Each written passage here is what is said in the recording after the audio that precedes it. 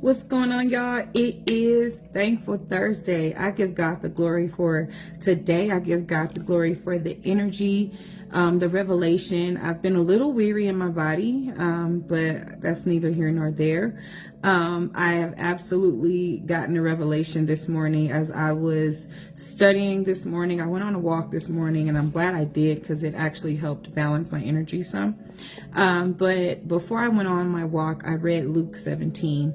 And Luke 17 was going into, the warnings of offenses, faith and duty. It went into the 10 leopards being cleansed, the 10 lepers being cleansed, the coming of the kingdom. And then I began to read the persistence of the widow in chapter 18, which is one of my favorite stories that I've come to enjoy, especially when it comes to our Father and how we can come to him and petition and to ask. And there are different postures of prayer.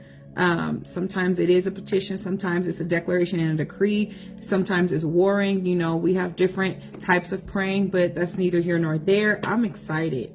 It may not seem like it, but I'm so excited. I actually recorded a video earlier this morning. And I did it because I had a no-show, but in the middle of that recording, number one, I had got my text mixed up. So I knew that it was a chapter 17, but I was saying Matthew instead of Luke. But that's how amped I was because of the revelation that God was giving me in that moment. It's Thankful Thursday, and we always want to be thoughtful as well, right? So even be thoughtful in our thankfulness, and pray and intercede for our people. We should be doing that every day for our local cities, for our nations, for our regions, for all of the calamity in the world, all of those different things. And you all know that I've been going into Ephesians 6:10 through 12.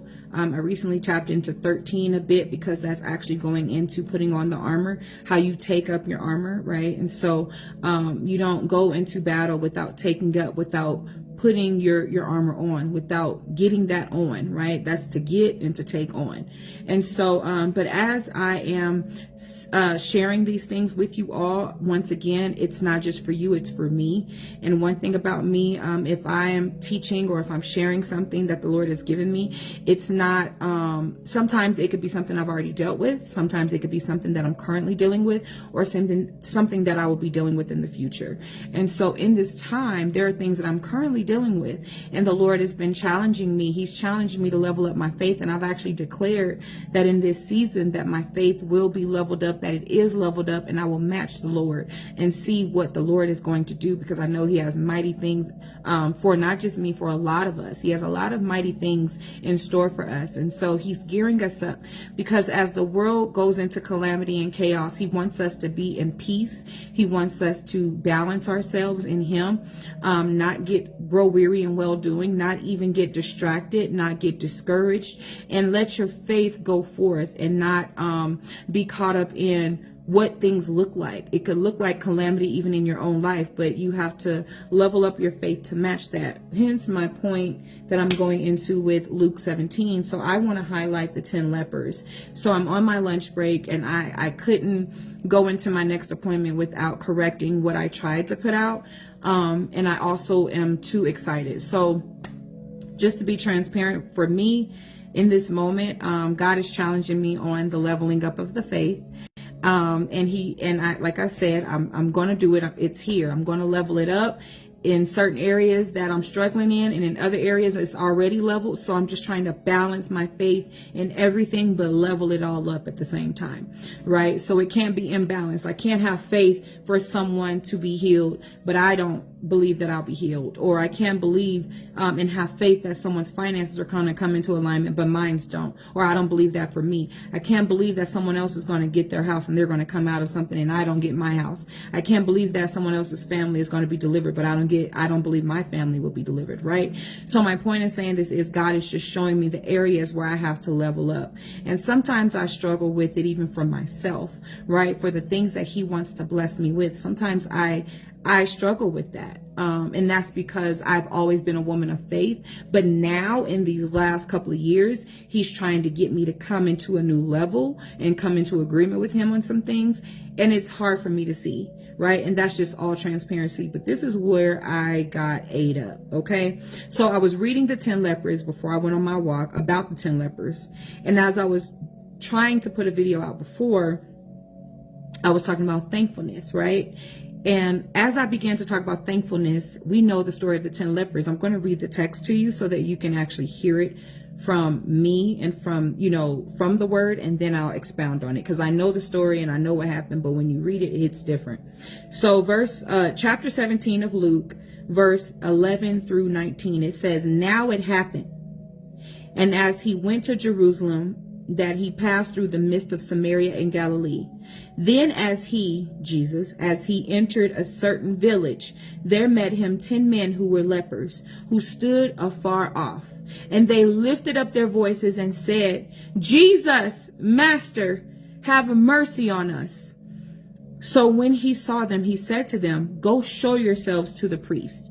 And so it was that as they went, and they were cleansed. And one of them, when he saw that he was healed, returned with a loud voice and glorified God, and fell down on his face and at Jesus' feet, giving him thanks. And he was a Samaritan. So Jesus answered and said, 'Were there not 10 cleansed? But where are the 9? Were there not any found who returned to give glory to God except this foreigner?' And he said to them, 'Arise, go your way, your faith has made you well.'" I got to park it because a couple of things. I'm actually following Tiffany's 1 to 3 day fast. Tiffany Montgomery, she always does a 1 to 3 day fast at the top of every month. And I've chimed in quite a bit, but this one is very powerful, especially for me in this time. And it's Marked by Mercy, I think, was the first day, the title of the first day, and today is Mercy Said No. So I find it interesting that these individuals who, if you look at things theologically or even culturally, Samaritans and Jews did not get along. So culturally, there shouldn't have been an interaction, just like Jesus at the well and the Samaritan woman, right? So these are people that are Samaritan, that are at odds with Jews. From afar off, they shouted and they recognized who Christ is. And they said with a loud voice, they lifted up their voices and said, "Jesus, Master, have mercy on us." We know mercy is God withholding the punishment that we deserve. So leprosy, that was a punishment for sure, right? They were ostracized, limbs fell off, they were scaly. So have mercy on us. So their posture, they recognize and identify who Jesus is, first of all. Second of all, they ask for mercy. And then that stuck out to me, that even culturally, with them having the different views and them being at odds and all of that. And I find it even interesting how the chapter starts out talking about Jesus warns of offenses. And I know culturally offenses can be made, and that's what can cause disruption and disagreements and wars and all of that. So anyway, these gentlemen that were Samaritan acknowledged, right? Or Samaritans, I'm sorry, they were from Samaria. And so, this specific one who actually acknowledged him was a Samaritan, right? So in that village, he was a Samaritan. So that's neither here nor there. He acknowledged Christ, asked for mercy. Then Jesus said, here's what ate me up, y'all, because in this season, there are things that I'm facing. And I've been talking about warfare. I've been talking about the things that will dangle in your face, and how there are levels to it, how there are different types of warfare. The higher you go in him, the warfare and the attacks will increase, and they will also increase by rank. So as you go higher, you'll be getting hit with the different ranks of territories and principalities and regions and all of that. All of it, the powers, rulers of darkness, all of it. So my point is the enemy has tried to keep me into a space to where whatever is going on personally will blind me. So number one, he acknowledged Christ. They acknowledged Christ, and they asked for mercy. So I give God the glory for the 1 to 3 day talk about mercy, and the fast that's talking about being marked by mercy. So Tiffany Montgomery is right on point with that. And so I give God the glory for that revelation. And I didn't realize that tied into it. Then I also didn't realize that thankfulness tied into this as well. But guess what? It says, so when he saw them, he said to them, go and show yourselves to the priest. This is where God ate me up. Faith and obedience go hand in hand. They were obedient, and in their obedience with Jesus telling them what to do, that's when they were cleansed. That's when they were healed. Okay. And so it wasn't just the acknowledgement, and it wasn't just the crying out for mercy. It was definitely, I'm sure Jesus recognized the posture. They said, Jesus, master, and they were also, they were strangers. They weren't Jews. They were considered Gentiles, right?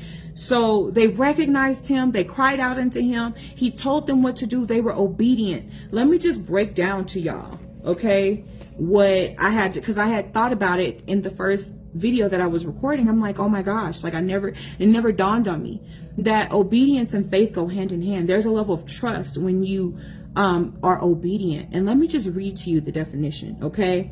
I'll go into just really quick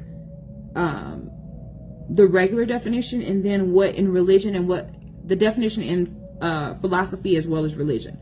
So the regular definition is the act of complying with directives, rules, or laws established by authority, or an authority figure or governing body. That's just the regular definition. Now when it goes down into, and I haven't even looked it up in my keyword study Bible, so that's neither here nor there. This is just really quick. I'm on my job, I'm on my lunch break, so I did a quick study on just what this word is, because when I was in the car and I noticed how they cried out, to Jesus, they called him master, they asked for mercy, he told them to go and show themselves to the priest. They were obedient. In their obedience, they were cleansed. And in their obedience, that means there is trust and faith there. They already had the faith because they called on Jesus. They called him master. So even in them being strangers and not culturally being aligned with the Jews, they recognized him and they had the faith.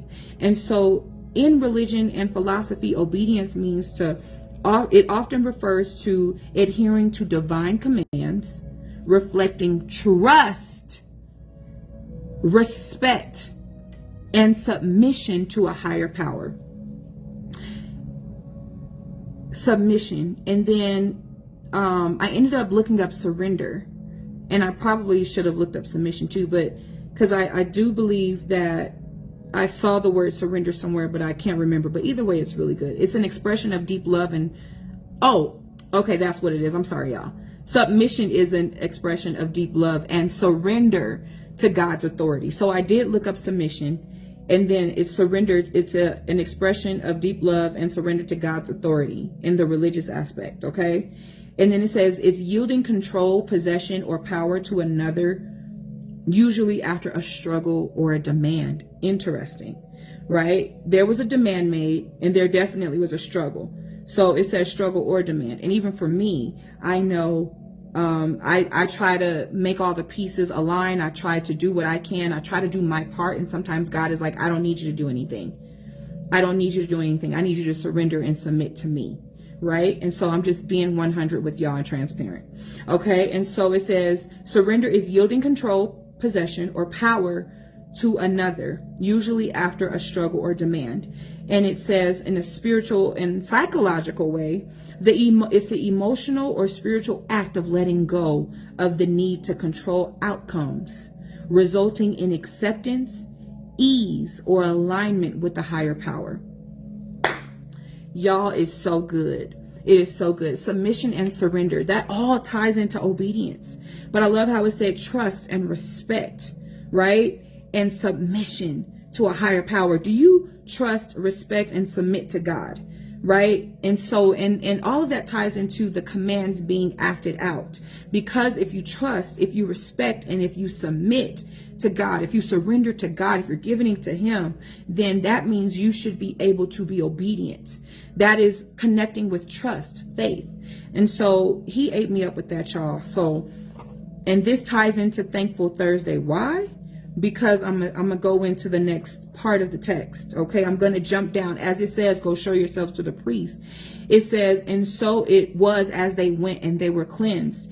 And then one of them, when he saw that he was healed, returned with a loud voice and glorified God, fell down at his face, on his face, and at Jesus's feet, giving him thanks. And he was a Samaritan. The text let us know that he was not a Jew. He wasn't a Galilean. He was a Samaritan. They were at odds. Their cultural differences put them in an awkward space. And then he goes in to say, where they're not 10 cleansed, but where are the 9? There were 10 of y'all. Only one came back. Where are the other 9?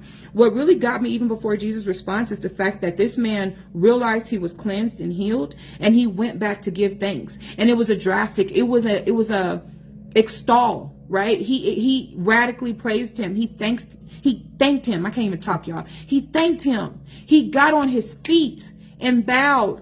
He got on his face and bowed at Jesus's feet.